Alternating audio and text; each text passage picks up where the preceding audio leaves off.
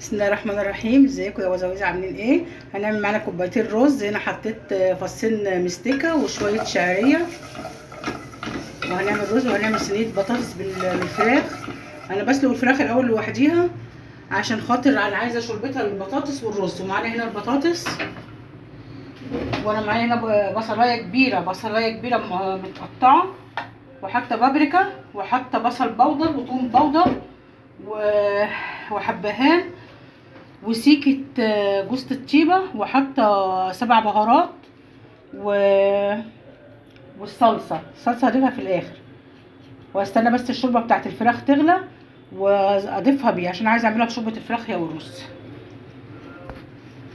وكده احنا زودنا الرز شوربة الفراخ اهوت، والبطاطس برضو معانا. حطيت حتة سمنة بلدي، او لو عندك زيت كويس برضو زبدة ماشي الحال، وهنغطيهم ونسيبهم لما يستووا وبعد كده نوريهم لكم.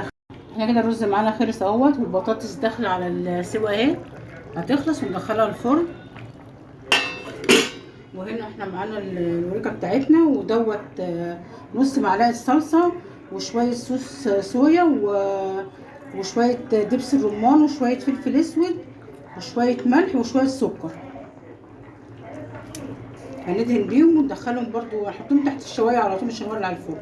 والبطاطس برضو نفس الطريقه، هندخلها تحت الشوايه على طول. الخلطه دي بتخلي طعم الفراخ عسل ومسكره. وانا كمان لو عندي برتقال بعد ما الفراخ بتطلع على طول من الفرن بروح اعصر عليها نص برتقال، بس انا ما عنديش برتقال. وبعمل نفس الطريقه دي مع البط لو بيكون عندي بط. بس هندخلهم الفرن ونشوف هنعمل ايه. وصينيه البطاطس خلصت معاها، طلعناها من الفرن. انا كنت عايزه اشوحها اكتر من كده، بس هي بصراحه جميله قوي كمان برضو كده. ومعانا هنا الفراخ اهي طلعناها.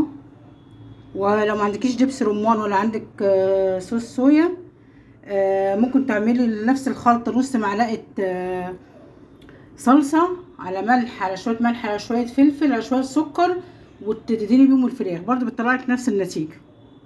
هنغرب بقى ونوريكم. وكده الاكل بتاعنا النهارده خلص اهوت، الرز اللي احنا عملناه مع بعضينا، وصينيه البطاطس، والفراخ اللي دخلناها الفرن، وعندنا اهوت ليمون معصفر اللي احنا عاملينه برضو مع بعض.